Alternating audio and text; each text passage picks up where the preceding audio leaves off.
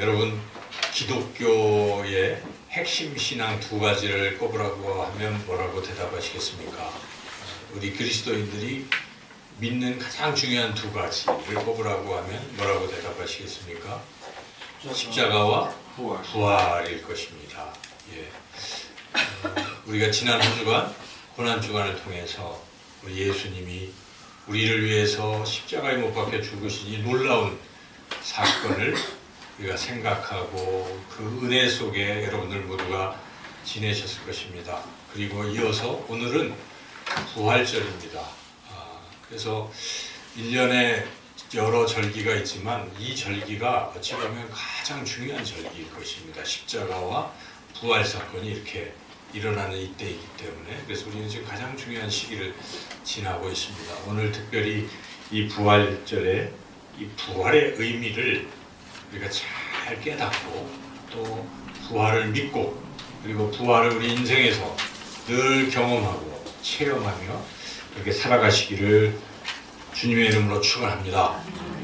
부활의 의미가 무엇입니까? 부활은 말 그대로 죽은 사람이 살아나는 것을 부활이라고 하지 않습니까? 그런데 그냥 막연히 죽은 사람이 살아났다라고 한다면 또 똑같은 말 중 비슷한 말 중에 소생이라는 게 있어요. 여러분 죽었는데 살아났을 때 소생했다고 그러잖아요. 성경에도 소생한 사람들이 있어요. 대표적으로 나사로라고 아시죠? 마르다와 마리아의 그 오빠가 되는 나사로가 죽어서 나흘이 됐는데 배로 이렇게 다 동여맸는데 예수님께서 나사로야 나오라 하니까 무덤에서 이렇게 나왔지 않습니까? 그래서 그가 살아났습니다. 소생한 것이죠. 근데 그것을 우리가 부활이라고 말하지는 않습니다. 왜냐하면 그 나사로는 나이가 들어서 어떻게 됐습니까? 다시 죽었어요. 그렇죠. 그래서 부활하고 타는 것입니다. 부활은 안 죽는 거예요. 다시 살아나면 영원히 사는 것을 성경에서 부활이라고 말하는 것입니다. 이 부활의 의미를 우리가 잘 알아야 되는데 그런데 영원히 죽지 않는다고 이게 진짜 또 행복한 것인가 불행한 것인가 또 심각하게 생각해 봐야 됩니다. 여러분 몸이 아픈 분들은 어떻습니까? 빨리 죽어야지 이런 생각도 들잖아요. 너무 고통을 견딜 수가 없을 때는. 그래서 동물들도 어떤 오래된 제가 보니까 아주 코뿔소인가요? 얼마 전 TV를 보니까 희귀종인데 너무 몸이 아프니까 나이가 들어서 할 수 없이 안락사를 시켰어요. 멸종이 되는데도 너무 고통스럽기 때문에 도와주기 위한 것이죠. 그래서 고통 속에서 계속 살아가는 것은 그 굉장히 힘든 겁니다. 그래서 영원히 살더라도 고통 속에 있다면 이거는 차라리 그냥 더 이상 내가 존재하지 않았으면 하는 그런 마음이 더 들 것입니다. 그래서 영원히 죽지 않는다 하는 것도 또 두 종류가 있는 것입니다. 성경에서는 이것을 심판의 부활과 생명의 부활이라고 그렇게 표현하고 있습니다. 우리 예수님께서 친히 하신 말씀입니다. 요한복음 5장 28절 29절에서 우리 예수님께서 이렇게 말씀하셨습니다. 이를 놀랍게 여기지 말라. 무덤 속에 있는 자가 다 그의 음성을 들을 때가 오나니 선한 일을 행하는 자는 생명의 부활로 악한 일을 행한 자는 심판의 부활로 나오리라. 예수님이 그렇게 말씀하신 거예요. 그래서 성경 전체를 읽어보면 사람은 누구나 다 다시 살아난다는 것입니다. 그냥 죽고 사라지고 싶어도 살아나는 거예요. 예수님이 재림하실 때 다 살아납니다. 무덤이 열리고 모든 세상의 사람들은 다 살아나는 거예요.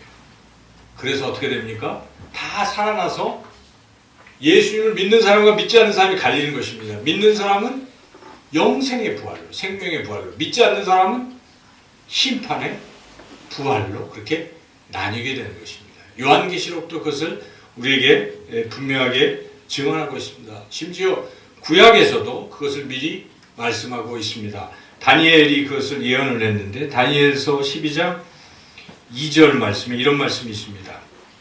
땅의 티끌 가운데서 자는 자 중에서 많은 사람이 깨어나 영생을 받는 자도 있겠고 수치를 당하여서 영원히 부끄러움을 당할 자도 있을 것이며 분명한 것입니다. 여러분 성경은 진리 아닙니까? 성경은 분명히 사람들은 다 다시 한번 부활해서 심판의 부활도 있고 영생의 부활도 있다는 사실을 우리가 분명히 깨달아야 합니다. 사도 바울도 이렇게 분명히 증언합니다. 그들이 기다리는 바 하나님께 향한 소망을 나도 가졌으니 곧 의인과 악인의 부활이 있으리라 함이니이다. 지금 벨릭스 총독 앞에서 바울이 자기 간증을 합니다. 내가 예수님을 믿는 사람 핍박하다가 예수님을 만나서 이렇게 이제 예수님을 따라가게 됐는데 하고 벨릭스 총독에게 선포하는 거예요. 그가 아무리 총독이고 왕이지만 높은 위치에 있지만 당신도 심판의 부활을 당할 수도 심판의 부활을 맞이할 수도 있고 영생의 부활을 맞이할 수도 있다는 것을 지금 선포하고 있는 것입니다. 이것은 사실인 거예요. 예수님이 그러셨죠. 바울이 그랬죠. 구약이 그렇게 증언하고 있기 때문에 아무도 이것을 부인할 수가 없는 것입니다. 그래서 우리는 죽으면 끝나는 게 아니구나. 죽은 뒤에 때가 되면 반드시 우리 주님이 재림하실 때 누구나 다 부활할 텐데 그때 부활해서 어떤 이는 예수님을 믿는 사람들은 영생으로 믿지 않는 사람은 심판으로 지옥 형벌에서 그렇게 살게 될 것이다. 분명히 말씀하시는 것이죠. 그래서 요한계시록에는 그 지옥에서의 상황을 묘사를 하는데 이렇게 말씀하고 있습니다. 바다가 그 가운데서 죽은 자들을 내주고 또 사망과 음부도 그 가운데에서 죽은 자들을 내줌에 각 사람이 자기의 행위대로 심판을 받고 사망과 음부도 불못에 던져지니 이것이 둘째 사망 곧 불못이라 누구든지 생명책에 기록되지 못한 자는 불못에 던져지더라. 미리 앞을 내다보는 그 요한이 지금 계시록을 쓴 거 아니겠습니까? 그때 예수님이 재림하신 이후에 일어날 일을 요한계시록 20장과 21장에서 분명하게 말씀하고 있는데 그런 둘째 사망이 있다는 것입니다. 부활해서 그렇게 영원한 불못에서 지내게 된다는 것입니다. 그러나 여러분 예수 그리스도를 믿는 사람들은 영원히 하나님과 함께 살아가는 영생의 부활을 얻게 될 줄로 믿습니다. 예수님이 약속하십니다. 예수께서 이르시되 나는 부활이요 생명이니 나를 믿는 자는 죽어도 살겠고 무릇 살아서 나를 믿는 자는 영원히 죽지 아니하리니 이것을 내가 믿느냐? 여러분 믿습니까? 그렇습니다. 나팔 소리가 나매 죽은 자들이 썩지 아니할 것으로 다시 살아나고 우리도 변화되리라. 사도 바울은 고린도전서 15장에서 우리의 상태를 이렇게 정확히 묘사하고 있습니다. 그래서 여러분 예수님 재림하실 때 하늘에서 나팔 소리가 막 나는 거예요. 그러니까 우리가 부활을 해서 우리는 주님과 함께 승천해서 하나님 나라에서 영원토록 그렇게 살게 될 것이다 하는 것이 성경이 우리에게 가르쳐주는 진리인 것입니다. 우리가 영생의 부활을 얻습니다. 여러분 그것을 믿으시죠? 누구 때문에 우리가 이 영생의 부활을 얻게 되는 것입니까? 바로 예수님 때문인 것입니다. 예수님이 십자가의 죽으심으로 우리가 모든 죄가 다 사함을 받았습니다. 그런데 이것으로 끝나면 아무것도 아닙니다. 깨끗한 걸로 죽어 있으면 아무것도 아니에요. 그렇죠? 깨끗한 걸로 죽어 있으면 안 됩니다. 깨끗해도 죽어 있으면 안 되는 것이죠.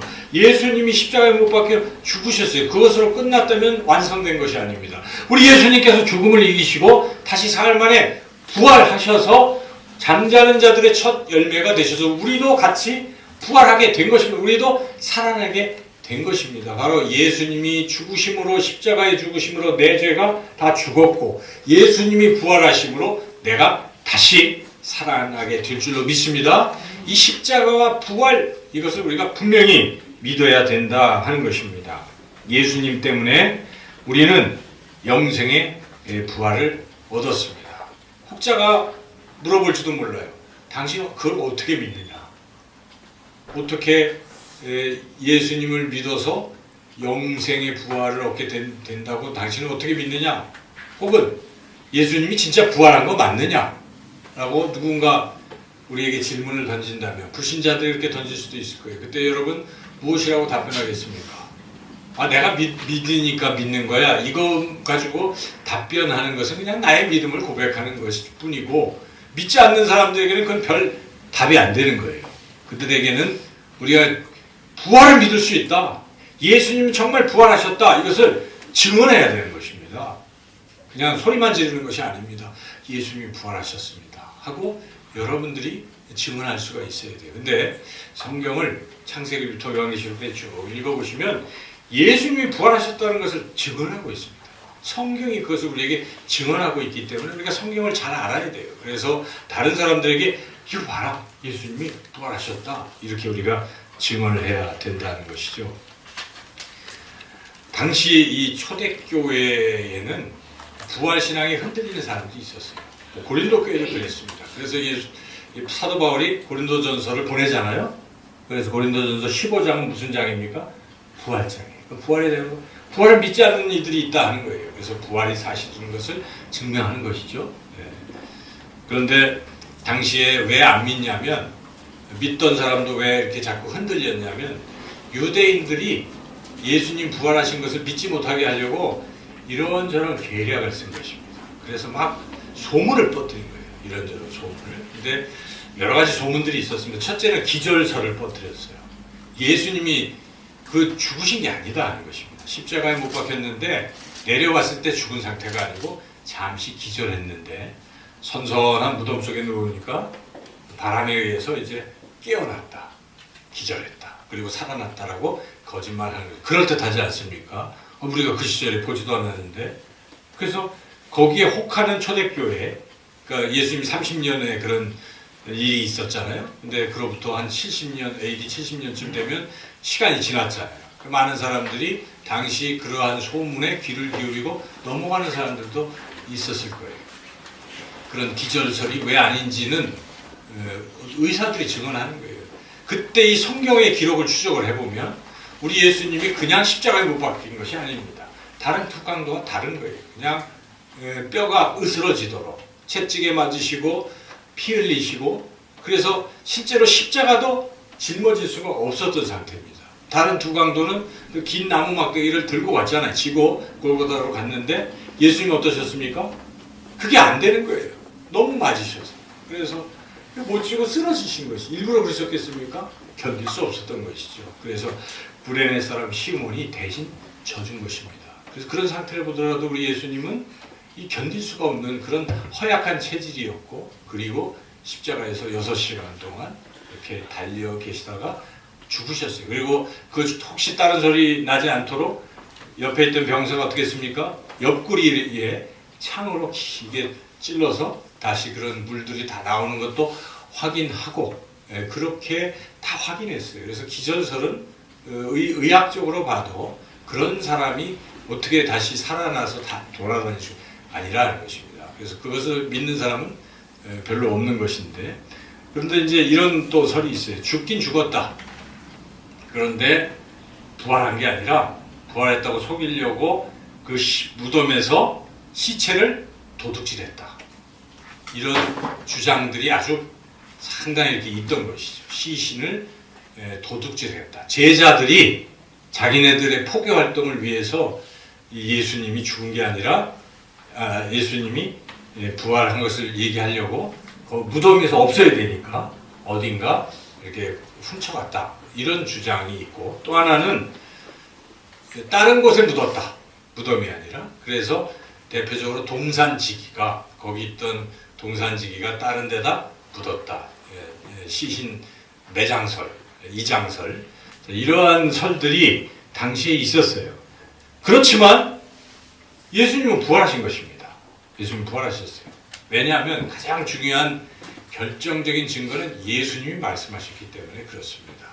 예수님은 우리가 거짓말하지 않는 분, 예수님은 약속을 다 이루신 분, 이걸 우리가 성경을 통해서 알잖아요. 약한 사람들과 함께 하시는 분이 왜 거짓말하시겠어요? 근데 그 예수님께서 십자가에 죽기 전에 이미 제자들에게 3번에 걸쳐서 한 몇 달 전부터 계속 예고를 하셨어요. 다른 사람들한테 얘기하지 않고 제자들에게 인자가 많은 고난을 받고 장로들과 대제사장들과 서기관들에게 버림받아 죽임을 당하고 사흘 만에 살아나야 할 것을 비로소 그들에게 가르치시되, 이것을 3번에 걸쳐서 순환을 고지하신 것입니다. 그래서 예수님이 당신께서 십자가에 죽으시고 사흘 만에 부활할 것을 미리 예고하신 거예요. 그래서 이것은 거짓말이 아니라 실제로 이루어진 것을 우리가 믿을 수 있어요. 또 하나, 예수님의 부활을 믿을 수 있는 결정적인 근거가 있습니다. 그것은 제자들의 변화 때문에 그렇다는 것입니다. 여러분, 복음서를 정직하게 한번 읽어보세요. 사복음서를 다 읽어보시고 사도행전하고 같이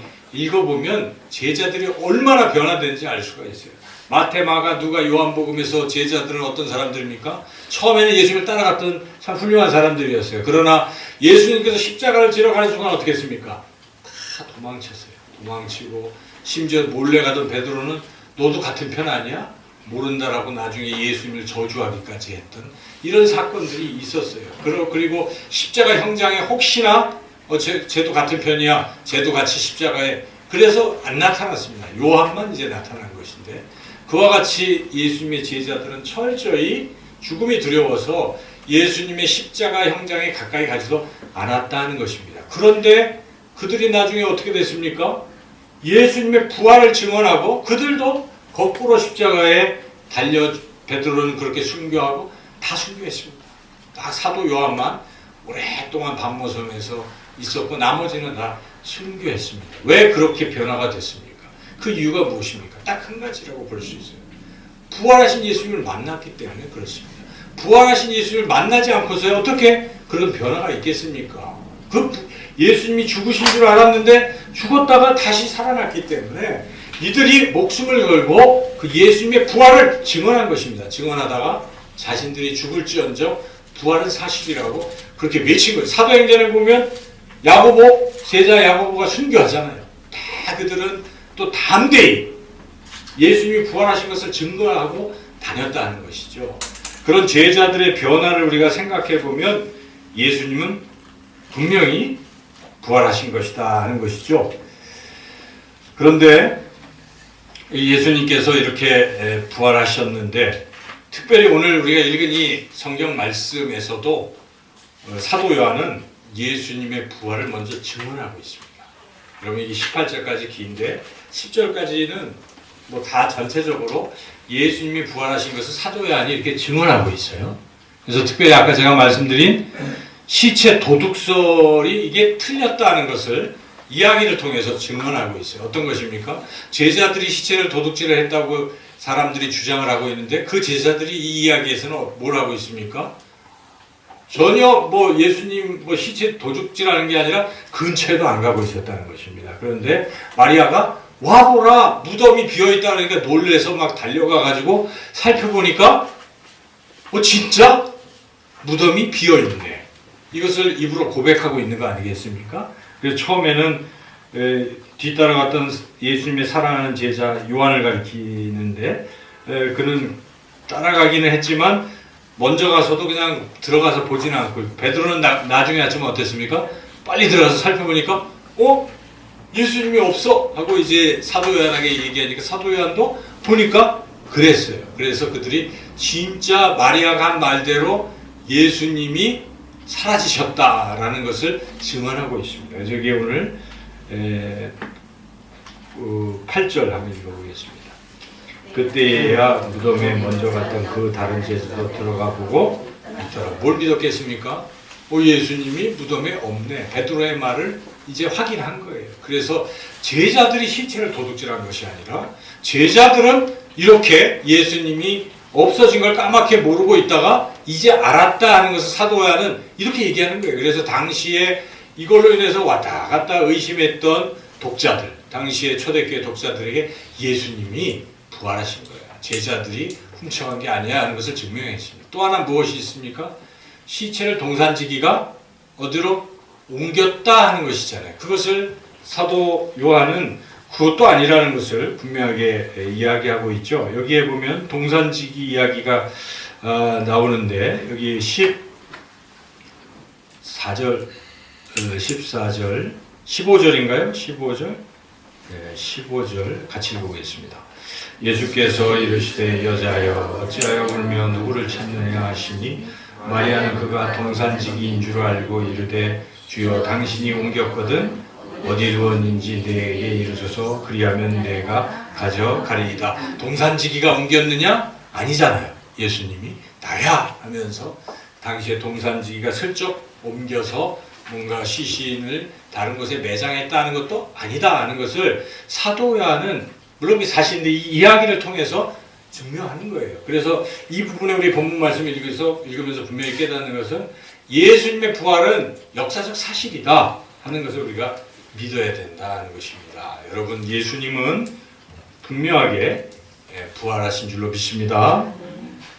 이 분명하게 우리가 믿어요.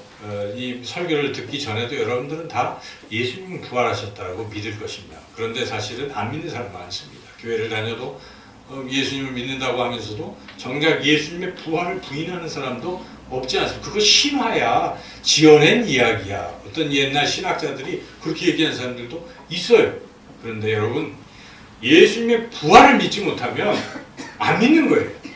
예수님의 십자가 사건과 예수님의 부활 사건, 이 두 기둥을 믿어야 예수를 믿는다고 말할 수 있는 것입니다. 그런 사람이 그리스도인인 것입니다. 여러분, 예수님의 십자가와 부활을 확실하게 믿으시죠?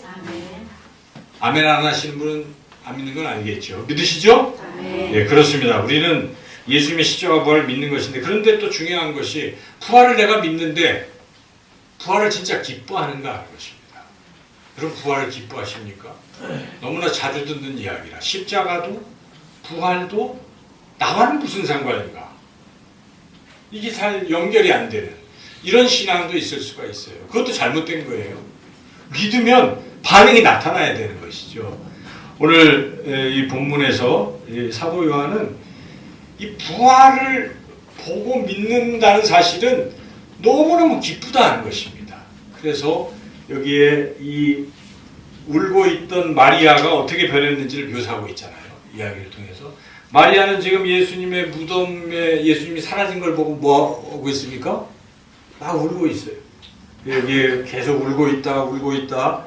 이것을 강조하고 있는데, 여기에 보면은 무덤 곁에서 이 마리아가 울고 있다. 11절 읽어볼까요?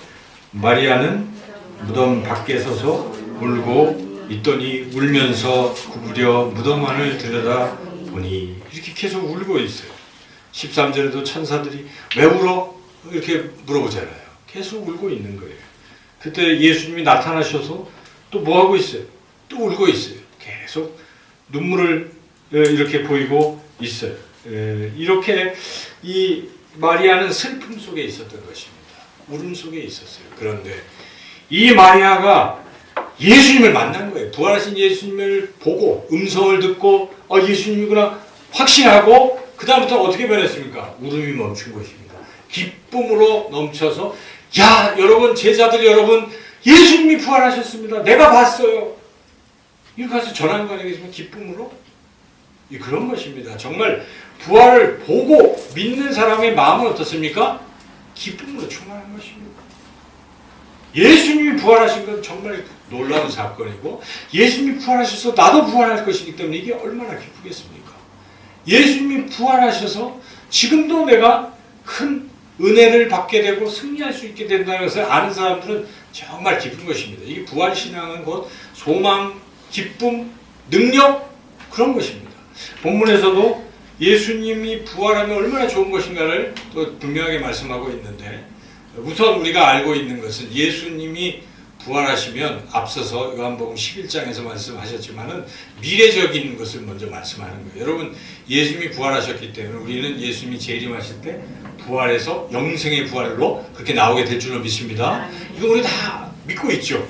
이것도 안 믿는다면 그 신앙이 없는 거예요. 아무것도 없는 거예요. 내가 죽어도 다시 살고 예수님 재림하실 때 나는 영원한 하나님 나라 갈 거야. 이거를 안 믿는 것은 아무것도 안 믿는 거예요. 사실 신앙에. 그렇지 않습니까? 우리가 왜 믿습니까? 왜 교회를 다니십니까?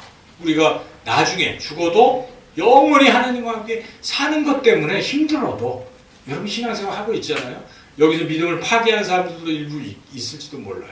교회를 떠나고 주님을 떠나는 사람도 있지만 이 믿음이 딱 들어가 있는 사람은 절대로 안 떠납니다. 어떤 일이 있어도 이 부활을 믿는 사람은 안 떠나는 거예요. 그래서 우리에게 가장 필요한 신앙은 미래에 주님이 재림하실 때 내가 영생의 부활을 얻게 된다는 이 사실인데, 그런데 그것으로만 그치는 게 아니라는 것입니다. 부활신앙이라는 것은 지금 현재적으로도 귀한 것을 우리가 누리고 살 수 있다는 것이에요. 오늘 본문은 그것을 우리에게 분명히 보여주는데, 여기에 17절이 상당히 귀중한 말씀입니다. 17절 같이 한번 읽어보겠습니다. 예수께서 이르시되 나를 붙들지 말라. 내가 아직 아버지께로 올라가지 아니하였노라. 너는 내 형제들에게 가서 이르되 내가 내 아버지 곧 너희 아버지 내 하나님 곧 너희 하나님께로 올라간다 하라 하시니. 이 장면은 물론 우리 예수님께서 마리아에게 야 내가 부활했어. 그리고 나 승천해. 이거를 가서 제자들에게 가서 간다 하라 하시니 전해라 이 얘기인데요. 여기서 우리가 특별히 주목할 것은 예수님이 그 제자들을 뭐라고 부르고 있습니까? 너는 내 누구에게 가서요? 형제들. 지금까지 예수님과 제자들의 관계는 무엇이었습니까? 스승과 제자의 관계였어요. 근데 예수님이 부활하시면서 딱 하신 말씀이 무엇입니까? 그 제자들이라고 부르지 않잖아요. 뭐라고 부릅니까? 내 형제들이에요. 이게 큰 변화가 일어난 것입니다. 예수님이 부활하심으로 우리의 관계가 바뀐 것입니다. 이제는 예수님이 우리의 큰형님이 되신 거예요. 큰형님. 대사형이 되신 것이에요. 그래서 예수님이 큰형님이 되셨어요. 예수님이 큰형님이 되셨다는 것은 아버지가 같다는 뜻이에요. 그렇죠. 그래서 이어서 여기에 예수님이 또 내 아버지하고 또 뭐라고 부릅니까? 내 아버지 곧 너희 아버지. 내 하나님 곧 너희 하나님. 너희 아버지. 나의 아버지요 너희의 아버지. 무엇입니까? 이제 하나님이 여러분들의 아버지가 됐다 이렇게 말씀하시죠. 제자들 너희들의 아버지가 됐다 이렇게 말씀하시는 것입니다. 그러므로 관계가 바뀐 거예요. 예수님은 나의 큰형님이요 하나님은 나의 누구십니까? 아버지가 되신 것입니다. 무엇 때문에? 예수님이 부활하셨기 때문에 그렇다는 것입니다. 부활하신 후에 이런 놀라운 사건이 일어난 것입니다. 그래서 우리가 이 부활이 얼마나 소중한 것입니까? 물론 우리가 십자가에 예수님이 달려 돌아가심으로 우리가 의롭게 되어 깨끗하게 된 상태가 있는데 죽어 있으면 깨끗하게 되어도 무슨 소용이 있어요? 하나님 앞에 나갈 수가 없잖아요. 죽은 자들이. 그런데 부활함으로 말미암아 우리가 이제 하나님 앞에 아버지 앞으로 나아갈 수 있고 우리 예수님은 나의 너무 좋은 큰형님같이 늘 나와 함께 하시고 나를 도와주시는 분이시구나. 이런 새로운 관계에 들어가게 됐다는 것입니다. 부활이 그래서 좋은 것입니다. 우리가 매일매일 살아갈 때요. 우리는 세상 사람들과 다릅니다. 예수님을 믿는 그리스도인들은 하나님이 누구십니까? 나의 아버지이신 줄로 믿습니다. 그럼 하나님의 아버지세요. 뭐가 두렵습니까? 하나님이 나의 아버지신데 얼마나 든든합니까? 그리고 나의 큰형님이 계신 거예요. 예수님이 중간에 내가 뭐 잘못하면 아버지한테 잘못했을 때 큰형님이 아버지께 뭐라고 말씀해요? 아유 아버님 얘가 좀 몰라서 그래요. 제가 다 책임질게요. 제가 대신 십자가에 죽었지 않습니까? 그런 거 아니겠어요? 그리고 지금도 예수님은 하나님 보좌 옆에서 우리를 위해서 기도하고 계신 거예요. 큰형님으로서. 여러분 이런 관계에 들어섰다는 사실을 결코 잊지 마시기를 주님의 이름으로 축원합니다. 이렇게 우리는 부활을 믿고 부활의 기쁨 속에서 살아갈 수가 있어요. 그런데 오늘 이 본문은 그것으로 끝나는 게 또 아니라는 것입니다. 한 가지 더 우리가 해야 할 일을 가르쳐주고 있습니다. 그저 은혜만 받고 누리며 사는 게 아니에요. 받은 은혜를 가지고 뭘 해야 되겠는가 하는 것입니다. 어려운 일이 아닙니다. 그냥 남들에게 전하면 되는 것입니다. 내가 이런 은혜를 받았다. 예수님이 부활하셨다 하는 것을 증언하라는 것입니다. 그래서 오늘 특별히 요한은 그 많은 사람들 중에 누구에 주목해서 이야기를 하고 있습니까? 막달라 마리아를 통해서 그를 예수님께서 특별히 첫 번째 부활하셔서 만나셔서 그를 뭘로 세우고 계십니까? 부활의 증인으로 세우고 있다는 것입니다. 제자들이 아니에요. 사도행전은 제자들이에요. 마태복음도 마지막에 제자들인데 요한은 누구를 세우고 있습니까? 막달라 마리아를 예수님의 부활의 증인으로 세우고 있다는 것입니다. 그래서 여기에 본문에 아까 읽었던 이 17절과 18절을 우리 함께 읽어보겠습니다. 예수께서 이르시되 나를 붙들지 말라. 내가 아직 아버지께로 올라가지 아니하였노라. 너는 내 형제들에게 가서 이르되 내가 내 아버지 곧 너희 아버지 내 하나님 곧 너희 하나님께로 올라간다 하라 하시니 막달라 마리아가 가서 제자들에게 내가 주를 보았다 하고 또 주께서 자기에게 이렇게 말씀하셨다 이르니라. 정확히 예수님 찍어서 말씀하셨고 마리아는 그 말씀에 순종해서 가서 뭐하고 있습니까? 부활을 증언하고 있는 것입니다. 부활을 증거하고 있는 것입니다. 오늘 본문을 통해서 사도 요한은 그 당시에 이 요한복음을 읽는 독자들 뿐만 아니라 오늘 이 시대에 우리에게도 뭐라고 말씀하고 있는 것입니까? 여러분 이 성경을 읽을 때 여러분 어떤 음성을 듣는 것입니까? 그래, 나도 이 시대에 내가 처한 상황에서 부활을 믿지 않는 자들에게 예수님이 부활하셨다고 내가 증언해야지. 내가 부활의 증인이 돼야지. 여러분 그런 결단을 하시기를 주님의 이름으로 축원합니다. 근데 이제 한 가지 우리가 시간이 많이 갔지만 한 가지 깊이 생각해 봐야 될 게 있어요. 이 막달라 마리아는 어떻게 해서 이 많은 사람 중에 부활의 증인으로 채택이 되었을까? 그리고 부활의 증인의 역할을 했을까? 나도 부활의 증인을 잘 하려면 어떻게 해야 될까? 막달라 마리아 같이 되면 우리도 부활의 증인이 될 줄로 믿습니다. 막달라 마리아는 어떤 사람입니까? 첫째는 예수님을 너무 사랑한 사람입니다. 막달라 마리아. 여러분 성경을 읽다가 막달라 마리아 하면 뭐 생각이 납니까? 그게 조금 향유옥합은 우리 찬송가에 막달라 마리아 본받아 향유옥합을 깨뜨린 이렇게 나오잖아요. 근데 그게 정확하게 누가복음에 보면은 죄 지은 여인으로만 나와요. 그래서 죄 지은 여인이 향유옥합을 깨뜨려서 예수님의 발에 부었다. 머리 눈물로 발을 씻고 이제 그렇게 나오는데 죄 지은 여인이라고 나오지 막달라 마리아라고 나오지는 않습니다. 어디에도 막달라 마리아가 향유옥합을 깨뜨리는 말은 없고 단지 추측을 하는 것이죠. 추측의 근거는 죄 있는 여인인데 막달라 마리아는 죄 있는 여인이다 이렇게 결부시킨 거거든요. 근데 막달라 마리아를 왜 또 죄인으로 여기는가? 막달라 마리아는 7 귀신 들린 사람이었다. 이거는 증언을 하고 있어요.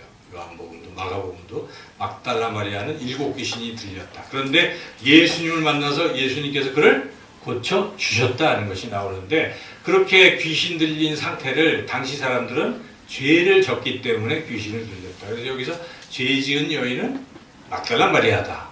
그리고 이제 다음 8장에 넘어가면 막달라 마리아, 수산나, 요한 이런 사람들이 예수님과 제자들을 자기의 소유로 섬겼다 이런 얘기가 나오고 있기 때문에 추측을 하는 것이지 정확한 건 아닙니다. 그래서 여하튼 막달라 마리아는 첫째는 이 주님의 사랑을 깊이 받은 사람이에요. 7 귀신 얼마나 고통 속에 있었겠어요. 주님이 고쳐주신 거예요. 여러분들도 주님의 그 치료하심을 경험하신 분들이 있을 것입니다. 주님의 도우심을 경험하신 분들이 있을 거예요. 주님의 위로하심, 사랑하심을 경험하신 분들이 있을 거예요. 그런 분들은 어떻습니까? 주님을 매우 사랑합니다. 안 그렇습니까? 주님 사랑합니다. 찬양할 때도 주님 생각하면서 눈물을 흘리고 찬양하는 그 은혜를 자꾸 생각하니까 나를 사랑하신 주님. 근데 이렇게 막달라 마리아는 그런 은혜를 받았어요. 그래서 아까 제가 말씀드렸지만은 자기 소유를 가지고 따라다니면서 뭐 제자로 공식적으로 임명도 안 받았는데 물질로서 다른 여인들과 함께 예수님의 그 사역을 도왔다는 것입니다. 예수님이 뭐 갑자기 막 오병이어 기적을 일으키고 이래서 물질을 가지고 사역하신 게 아니에요. 제자들과 그 단체잖아요. 그룹인데 무슨 재정으로 다녔겠어요. 여인들이 서포트를 한 거예요. 자, 그렇게 막달라 마리아는 주님을 참 사랑했다는 것입니다. 그리고 결정적으로 오늘 본문에서 다른 사람들 다 무관심한데 이 안식 후 첫날 1절 한번 읽어보시죠. 안식 후 첫날 일찍이 아직 어두울 때에 막달라 마리아가 무덤에 와서 돌이 무덤에서 옮겨진 것을 보고, 물론 여기 몇 여인들이 같이 왔죠. 근데 요한은 막달라 마리아만 딱 얘기하고 있지만 막달라 마리아는 어떤 사람입니까? 주님 돌아가셨는데 어떻게 하고 있습니까? 내가 주님께 가서 그 몸에 시신에 향품이라도 발라드려야지. 사랑하지 않고는 그렇게 할 수 없잖아요. 여러분 사랑하지 않는 사람이 죽으면 어떻습니까? 이제 안 보잖아요. 장례식에도 안 갑니다. 미워하는 사람이 더더욱 안 갈 수도 있어요. 근데 너무나 사랑하기 때문에 다른 사람들이 별로 없어도 혼자 새벽에 한번 이 그림을 한번 상상해 보세요. 그 첫날 일찍 어두컴컴한데 무덤 여러분 가라고는 무섭지 않아요? 그럴 텐데 거기 가서 혼자 가는 이런 모습, 그것은 막달라 마리아가 예수님을 얼마나 사랑했는지를 우리가 알 수 있습니다. 그는 예수님이 십자가에 갈 때 쫓아가고 무덤까지 가고 그러다가 어떻게 했습니까? 결국 부활하신 예수님을 처음으로 만난 사람이 됐다는 것입니다. 바로 주님을 뜨겁게 사랑하는 사람이 주님을 만나게 될 줄로 믿습니다. 주님의 사랑도 그런 거예요. 하나님의 놀라운 기적과 역사를 경험하는 사람들은요, 하나님을 사랑하는 사람들입니다. 물론 하나님 다 사랑하시지만 특별한 은혜를 부어주시는 분은요, 그렇게 사랑하는 사람입니다. 정말 주님을 뜨겁게 사랑하면 그 뜨거움을 우리가 경험할 수가 있어요. 여러분, 그렇게 주님을 뜨겁게 사랑하셔서 주님의 부활의 증인이 되시기를 축원합니다. 두 번째로, 이 막달라 마리아의 모습은 끝까지 함께 한다는 것입니다. 끝까지. 여기에 보면 제자들은 뭐 예수님이 무덤에 있다고 해도 가만히 있다가 이렇게 가서 얘기하니까 왔죠. 확인했죠. 빈 무덤이면 그럼 어떻게 해야 될 것입니까? 주님이 도대체 어디 계신 것인가?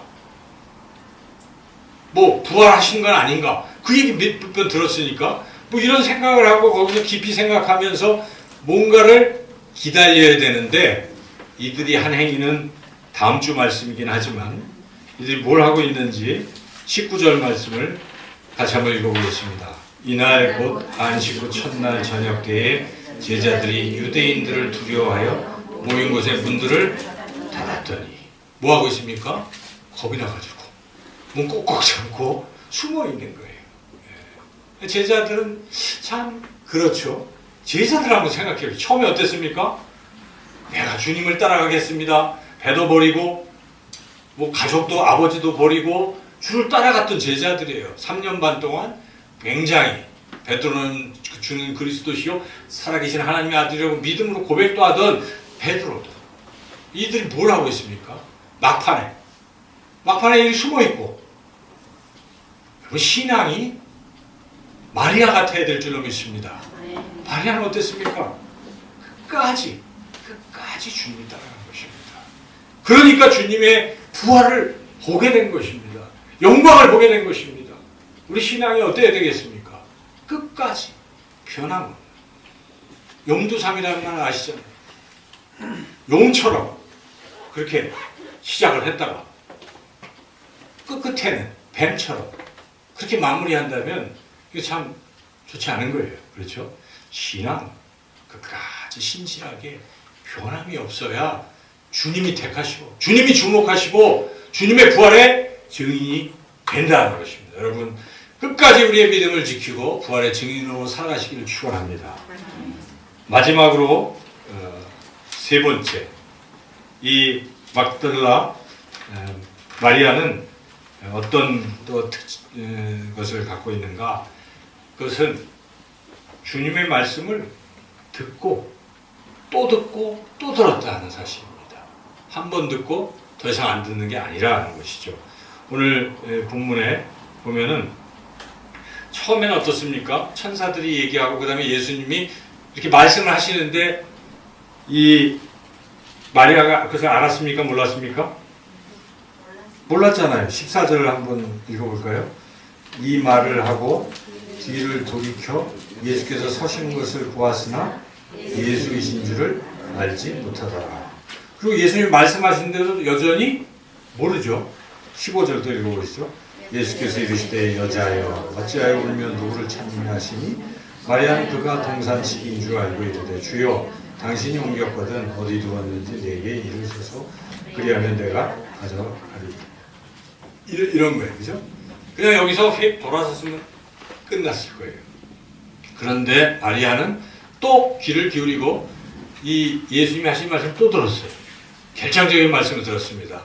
마리아야 하고 예수님이 말씀하셨다는 거예요. 그때서야 선생님 라보니 하고 알아들어요. 라보니는 랍비보다도 더 친근하게 애정을 가지고 부르는 그런 선생님이시군요. 예수님이시군요. 깨달은 것이죠. 그러니까 마리아가 한 번 들어서 깨달았던 게 아니잖아요. 듣고 또 들을 때 부활하신 주님을 만나게 됐다는 것입니다. 여러분, 우리 신앙의 모습도 그래야 됩니다. 그냥 우리가 하나님 말씀 듣는 게 쉽지 않아요. 그죠? 잘 모르잖아요. 여러분, 설교를 한 번 듣고 이해하기가 어려워요. 그렇죠?